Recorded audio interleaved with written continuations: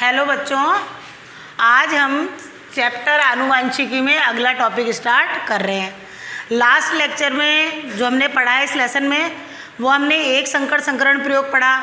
उसके बाद में हमने पढ़ा संकर पूर्वज संकरण, यानी F1 पीढ़ी के जो संकर थे उसके पूर्वज शुद्ध लंबे और शुद्ध बौनों से क्या कराया था, संकरण कराया था।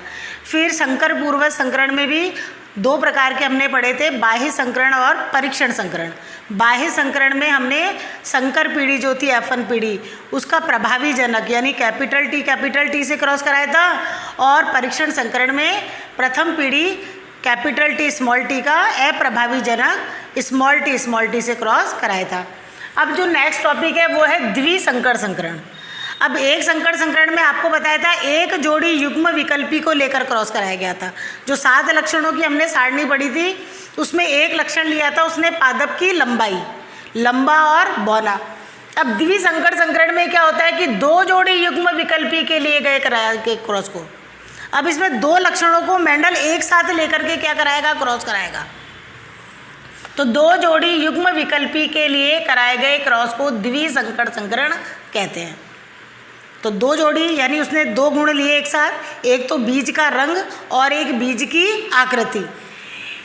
इस प्रयोग के लिए मेंडल ने मटर के गोल व पीले बीज वाले और झुर्रीदार व हरे बीज वाले पादपों का क्या किया, चयन किया। आपको 7 लक्षणों की जो सारणी बनाई थी उसमें बताया था कि जो गोल है वो तो कौन सा है, प्रभावी है, और जो झुर्रीदार है वो कौन सा लक्षण था, अप्रभावी।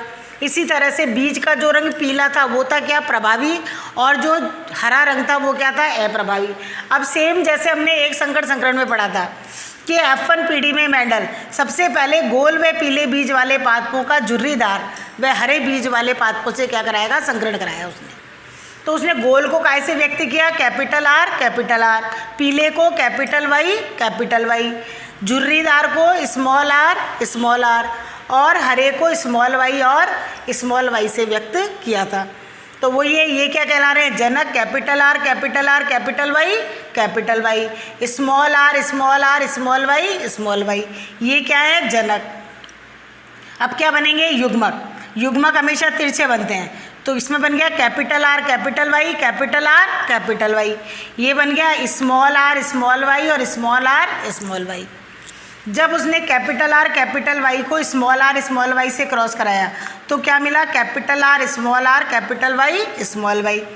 फिर कैपिटल वाई को स्मॉल वाई से कराया तो capital R capital Y small I. फिर कैपिटल वाई को स्मॉल वाई से कराया तो capital R capital Y small Y. फिर कैपिटल वाई को स्मॉल वाई से कराया तो मिला capital R capital Y small Y. तो मेंडल ने देखा कि जो F1 पीढ़ी है उसमें उसको सभी पौधे 100% जो पौधे हैं वो कौन से मिले हैं, गोल व पीले बीज वाले प्राप्त हुए हैं। तो इससे मेंडल ने बताया कि इसमें गोल और पीले बीज का जो कारक है वो तो क्या है, प्रभावी है, और झुर्रीदार वो हरे बीज का कारक क्या है, अप्रभावी है। तो हमने प्रभाविकता का नियम पढ़ा था कि जो कारक प्रभावी होते हैं उनके लक्षण तो F1 पीढ़ी में क्या हो जाते हैं, व्यक्त हो जाते हैं, और जो अप्रभावी होते हैं उनके लक्षण क्या हो जाते हैं, छिप जाते हैं। अब वही F2 पीढ़ी, वही F1 पीढ़ी के बाद में क्या चलेगी, F2 पीढ़ी। तो F2 पीढ़ी में मेंडल ने F1 पीढ़ी के पादपों में स्वपरागण कराया। जैसे हमने मोनो हाइब्रिड क्रॉस यानी एक संकर संकरण में पढ़ा था, सेम वैसे ही चलेंगे।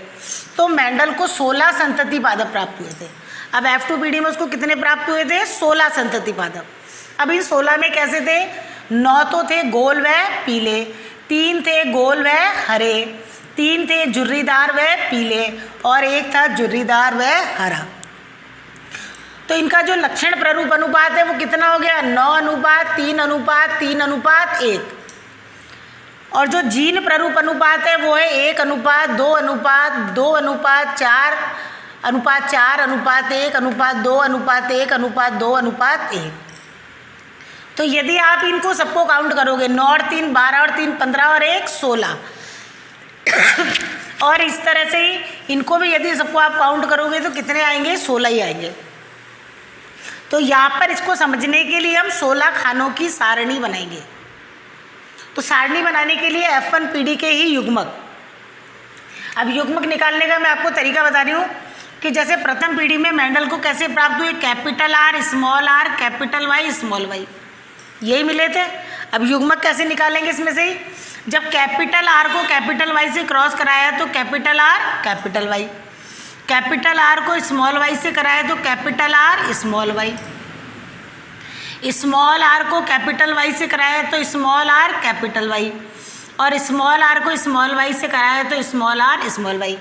आप ऐसे यदि आप याद करोगे, रट करके याद करोगे तो आप भूल जाओगे। और इसमें क्या होगा कि यदि एक भी आपने अलग लिख दिया तो पूरी जो आपकी 16 खानों की जो टेबल है वो पूरी क्या हो जाएगी, गलत हो जाएगी। तो इसको रटने की जगह आप इसके तरीका की, ये युग्मक F1 पीढ़ी में से हम जो युग्मक F2 पीढ़ी के लिए जो क्रॉस करा रहे हैं उनको आपको किस तरह से निकालना है, तो जो ये F1 पीढ़ी पड़ी है मिली हमको, इसमें ही क्रॉस करा के ये युग्मक प्राप्त होंगे। तो इनको हम यहाँ रखेंगे, capital R capital Y, capital R small Y, small R capital Y, small R small Y, ये युग्मक थे। अब सेम यहाँ पर रखेंगे, capital R capital Y, capital R small Y, small R capital Y, small R small Y. जैसे एक संकरण में कैपिटल टी स्मॉल टी को किससे करा रहे थे, कैपिटल टी स्मॉल टी से, तो इसमें भी सेम, ये आपको एक को नर मान रहे हैं और एक को मादा। ये किसका चिन्ह है, नर का, और ये मादा का, तो इसको हमने नर मान लिया और इसको क्या मान लिया, मादा। आपको क्या करना है इसमें, अब पहले इसका इन चारों से क्रॉस कराएंगे आप, फिर इसका इन चारों से कराएंगे, फिर इसका इन चारों से, और फिर लास्ट इसका इन चारों से क्रॉस कराना है।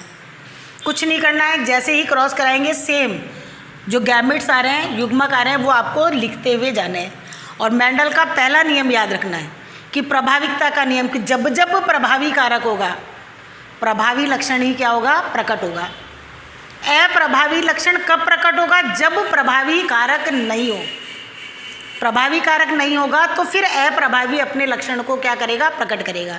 जैसे आप देखते जाइए, कैपिटल आर कैपिटल वाई को कैपिटल आर कैपिटल वाई से क्रॉस कराया तो ये हो गया capital R capital R capital Y capital Y. तो इसमें प्रभावी कारक कैपिटल आर और कैपिटल वाई आपको दोनों नज़र आ रहे हैं, तो ये क्या हो गया, गोल व पीला। कैसा हो गया, गोल और पीला।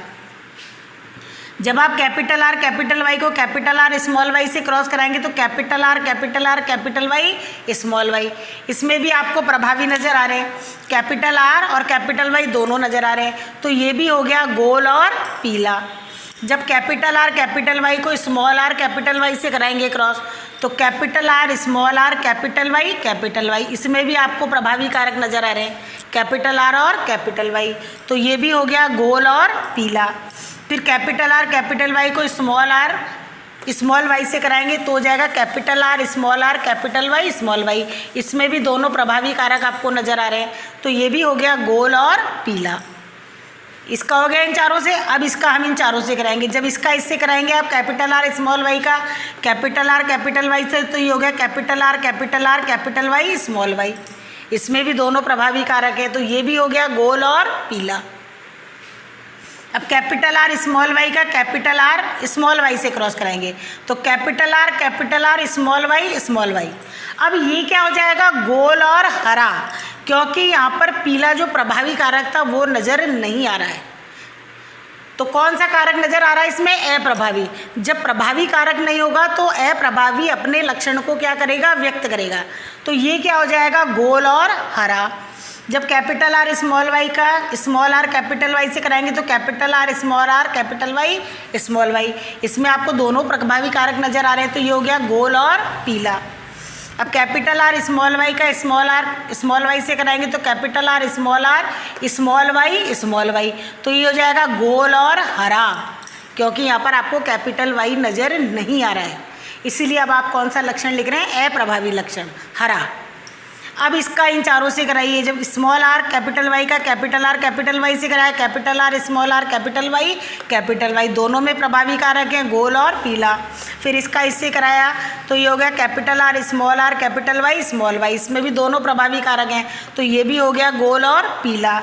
जब स्मॉल आर कैपिटल वाई का स्मॉल आर कैपिटल वाई से कराएंगे तो स्मॉल आर कैपिटल वाई, अब ये क्या हो जाएगा, झुर्रीदार पीला, क्योंकि गोल वाला जो कारक है, गोल का कैपिटल आर, वो यहाँ पर नज़र नहीं आ रहा है। तो अब झुर्रीदार वाला जो कारक है वो जो है वो अपने लक्षण को क्या करेगा, व्यक्त करेगा। तो ये हो जाएगा झुर्रीदार और पीला। जब स्मॉल आर कैपिटल वाई का स्मॉल वाई से कराएंगे तो small R capital Y small Y, तो झुर्रीदार पीला, पीले का प्रभावी कारक नजर आ रहा है। अब लास्ट इसका फिर इन चारों से कराइए, स्मॉल आर वाई का कैपिटल वाई से कराया, तो capital R capital Y small Y, इसमें दोनों प्रभावी कारक है गोल और पीला। फिर स्मॉल वाई का कैपिटल आर स्मॉल वाई से कराया, तो कैपिटल आर स्मॉल वाई, तो ये हो गया गोल और हरा। अब स्मॉल वाई का स्मॉल आर कैपिटल वाई से कराया, तो small R capital Y small Y, तो ये हो गया झुर्रीदार पीला। अब स्मॉल वाई का स्मॉल वाई से, तो स्मॉल आर स्मॉल वाई। अब यहाँ पर दोनों ही अप्रभावी कारक आ गए हैं, तो ये क्या हो जाएगा, झुर्रीदार हरा। इस तरह से आपको क्रॉस करा के ये 16 खानों की सारणी बनानी है द्विसंकरण में।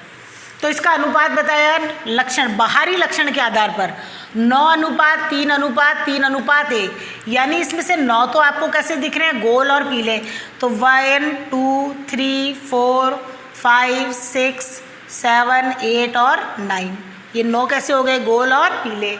3 है गोल व हरे, 1 2 और ये 3 है झुर्रीदार और पीले, 1 2 और 3, और 1 है झुर्रीदार और हरा। इस तरह से लक्षण प्ररूप अनुपात निकला है 9:3:3:1। अब जीन प्ररूप अनुपात 1:2:4:1:1:2:1:1। यदि आप इन सबको भी काउंट करोगे तो कितने हो जाएंगे, 16 ही होंगे। तो निकलेगा ये 16 खानों की सारणी में से।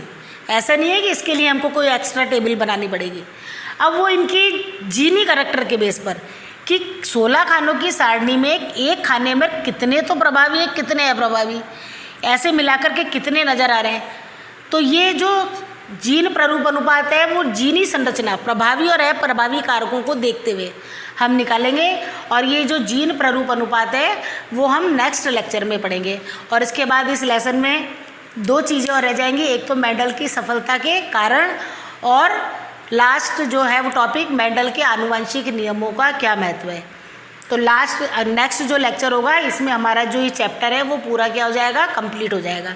आपको अपनी होमवर्क कॉपी में मेंडल के द्विसंकरण जो आपने क्रॉस कराया है, ये 16 खानों की जो सारणी है वो आपको बनानी है, और इसका लक्षण प्ररूप अनुपात लिखना है 9:3:3:1।